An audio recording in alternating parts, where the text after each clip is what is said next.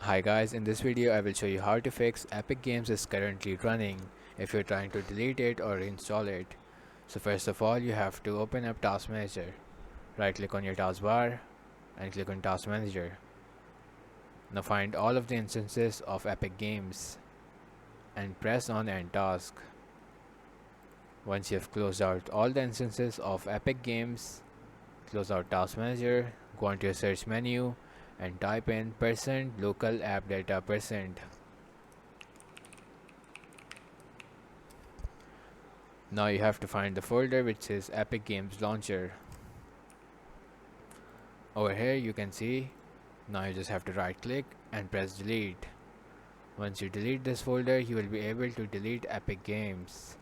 You just have to go into add or remove programs. Now search in Epic Games and just press on uninstall. Once you do that, there will be no error saying Epic Games is currently running and you will be able to delete it or reinstall it.